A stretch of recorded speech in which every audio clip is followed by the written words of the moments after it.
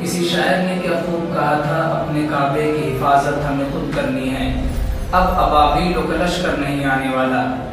تعریف اس کی جاتی ہے جس کو کوئی نہ جانتا ہو، جس کے چہرے کی چمک سے دنیا روشن ہو، اس ذات کی تعریف نہیں کی جاتی۔ میں بات کر رہا ہوں مدرسہ میں پڑھنے والے طلبہ کی دل کی دھڑکن۔ ویسے خطیب بہت ہیں، بس کچھ خطیب ایسے ہیں جو مدرسہ میں پڑھنے والے طلبہ کے سینے پہ راج کرتے ہیں۔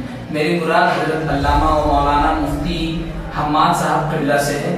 بس کچھ دیر کے لیے آپ تمامی کی محبت میں مفتی صاحب بھی آئے ہوئے ہیں۔ میں نے کہا کہ جو میں چینل چلاتا ہوں اس پہ آپ آئیے۔ مفتی صاحب نے لبیک کہتے ہوئے مفتی صاحب نے حاضری دی۔ سب سے پہلے مفتی صاحب السلام علیکم ورحمۃ اللہ وبرکاتہ۔ وعلیکم السلام ورحمۃ اللہ وبرکاتہ۔ اور آپ ہمارے علاقے میں آئے ہیں، آپ کا خیر مقدم ہے۔ بہت کم وقت میں آپ سے سوال کرتا ہوں، آج کے جنریشن میں پڑھنے والا جو مدرسے کا بچہ ہے، اب وہ جان گیا ہے کہ صرف 10,000 میں وہ اپنی بیوی اور گھر دوار تو چھوڑ دیجئے، وہ اپنی ذاتیات کا خرچہ نہیں اٹھا سکتا۔ جب وہ ہاسپٹل میں جاتا ہے، اگر کسی کے اندر تبلیغ کی بہت گن بھی لگے کہ ہمیں تبلیغ کرنا ہے، پوری دنیا کو مسلمان بنا دینا ہے، تو جب مار پیسے کی پڑتی ہے اور جب سماج اسے آئینہ دکھاتا ہے کہ تم اتنے چھوٹے ہو کہ مسلمان ولیمے میں کرتا ہے تو 12 لاکھ کا خرچہ کر دیتا ہے، ایک مدرسہ لڑکا شادی کرنے جاتا ہے تو 50,000 روپے پنڈال لگاتا ہے، تو سب مذاق اڑاتے کہہ رہے تم تو یار کم سے کم لائٹ لگوا لیے رہتے۔ مطلب معاشرہ جو بھی ہو، دین کیا حکم دیتا ہے کہ معاشرہ صرف اور صرف پیسے پر مبنی ہے، اور دنیا کی ہر چیز پیسے سے ہوتی ہے۔ ڈاکٹر کے پاس پیسہ لگے گا، بڑا اسکول میں پڑھنا ہے پیسہ لگے گا، UPSC کرنا ہے پیسہ لگے گا، ہر چیز میں پیسہ لگے گا۔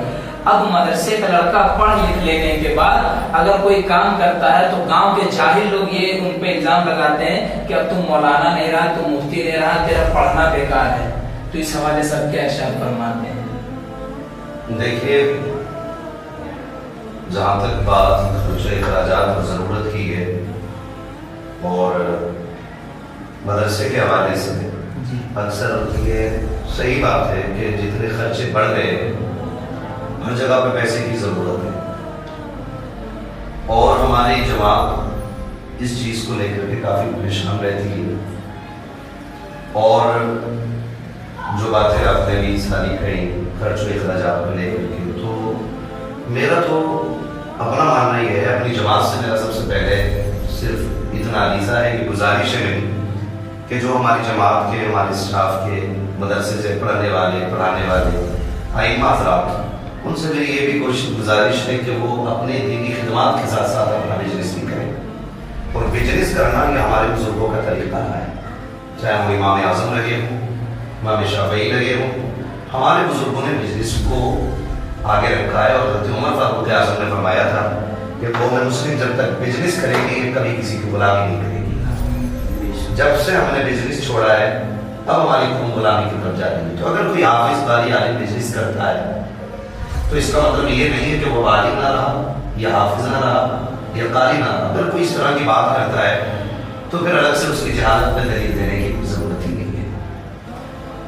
مفتی صاحب نے بڑے اچھے انداز میں جواب دیا، جیسا کہ آپ لوگوں نے دیکھا۔ آپ حضرت اپنی رائے ضرور رکھیں گے۔ ایک آخری سوال اور میں آگے بڑھتا ہوں۔ یہ سوال بہت کم لوگ پوچھ پاتے ہیں، اس سوال کو پوچھنے کے لیے مرد ہونا شرط ہے۔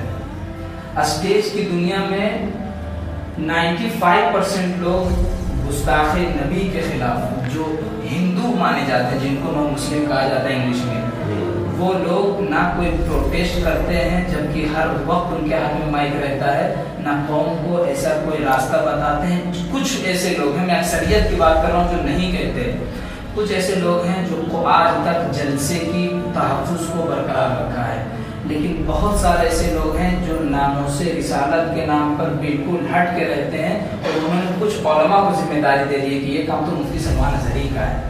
تو اس حوالے سے آپ رہنمائی فرما دیں، کیا ناموس رسالت صرف کسی خاص کے لیے یا ہر بندہ مومن کو ناموس رسالت کے لیے آواز بلند کرنی چاہیے؟ اس حوالے سے آپ دیکھیے، ناموس رسالت کا جہاں تک مسئلہ ہے، ناموس رسالت کی حفاظت ہر کلمہ پڑھنے والے کے ایمان کا حصہ ہے، ٹھیک ہے؟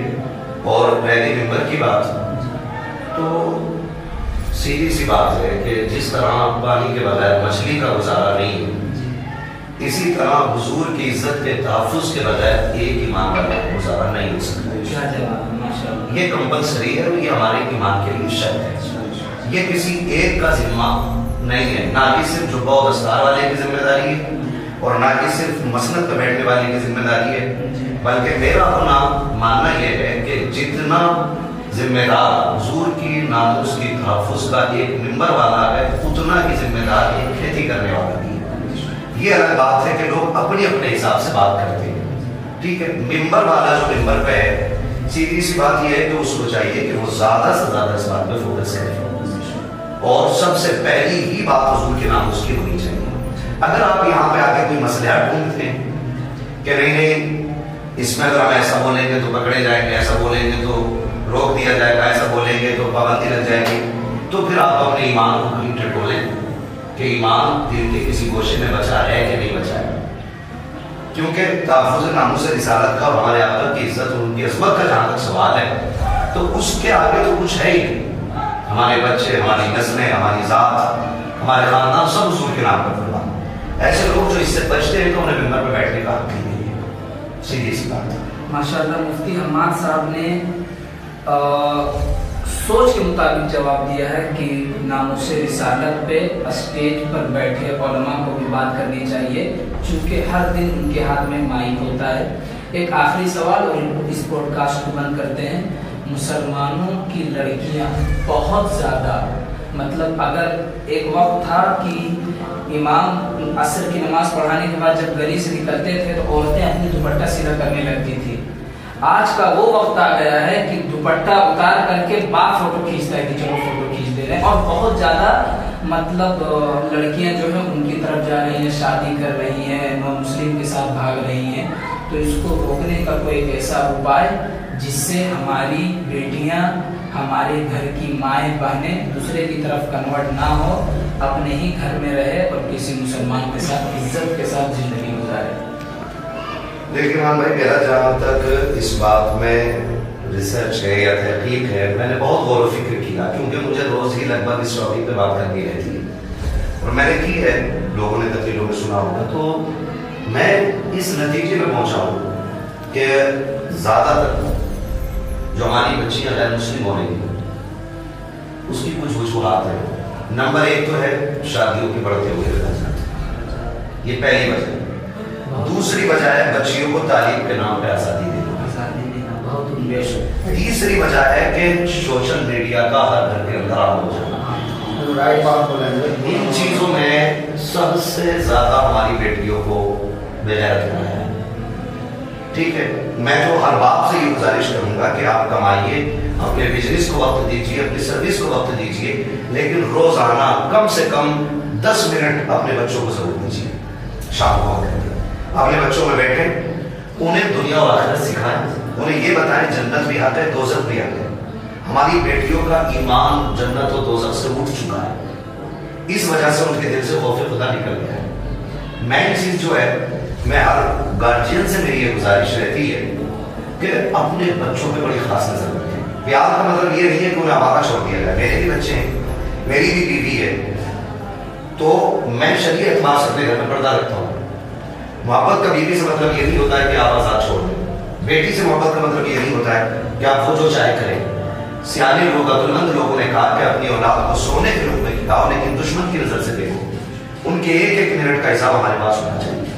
ये जो बेगैरती आम होती चली जा रही है, इसकी कहीं ना कहीं ये सारे वजूहात हैं और इनका सद्देबाब कैसे होना है, ये हर शख्स को अच्छी तरह मालूम। सोशल मीडिया को बस लिमिटेड इस्तेमाल करें, भाई बंद तो नहीं कर सकते, हम जानते नहीं करेंगे, हमारे लाभ मना करने में लिमिटेड रखें, बेटियों पे नजर रखें और तालीम के नाम पे बेटियों को आज़ाद न करें। मैं तो अपनी पूरे समाज से गुजारिश करता हूँ कि ये जो 10-10 लाख 50-50 लाख शादियों के पंडाल में लगाते हैं, आतिशबाजियों में लगाते हैं, ठीक है ना, बड़े से बड़े खर्चे मेलों में करते हैं, इस पैसे का सिर्फ 10% बचा करके अगर अपने अपने इलाकों में ऐसे एजुकेशन के इदारे बना दिए जाएं जहाँ पढ़ने वाली भी बेटी हो और पढ़ाने वाली भी बेटी हो, तो कहीं ना कहीं बेटियों का ईमान भी बचाया जा सकता है और इज्जत भी बचाई जा सकती है। बाकी अल्लाह बेहतर जानता है।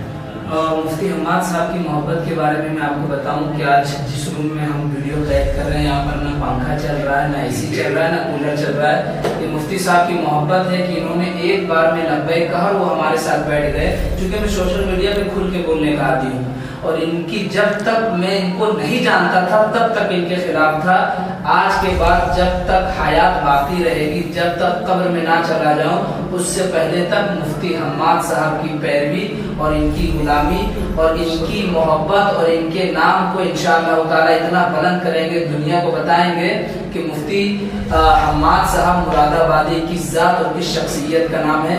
एक आखिरी सवाल आपसे हजरत, मीडिया पे करोड़ों लोग देख रहे हैं, मैं उन बच्चों को जो मदरसे में पढ़ते हैं, जो यतीम हैं, या वो मुसलमान बच्चे जो स्टेज पे बैठ, मतलब उनका जो पेशा बनानी है, माँ बाप सब हाथ पैर सब है, लेकिन स्टेज पे बैठ के रेलवे स्टेशन पे बैठ के भीख मांगते हैं, तो मैं अपने तरफ से चंदा करके उसको किसी इदारे में दाखिला करवाता हूँ या किसी अच्छे स्कूल में दिलाता हूँ। उसके माँ बाप को कहता हूँ कि दोबारा अगर आपके बच्चे ने भीख मांगा या रेलवे स्टेशन पर बैठा तो सबको जेल करवा देंगे।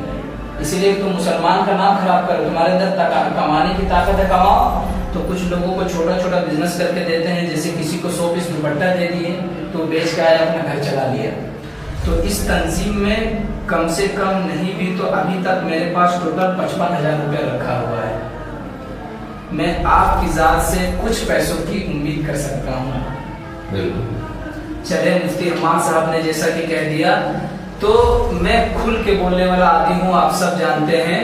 आज के बाद मुफ्ती हम्माद साहब हमारे आइडियल हैं और मुफ्ती हम्माद साहब की जिंदगी में जितनी भी अगर अल्लाह ताला कोई दिक्कत मुसीबत परेशानी दे तो वो हम जैसे लोगों को दे दे, लेकिन मुफ्ती हम्माद साहब को अल्लाह ताला सलामत रखे, इसलिए कि इतने पाए के आलिम हैं और इतनी अच्छी गुफ्तगू और सबसे आला इनका जो इखलाक है वो मुझे बहुत पसंद आया।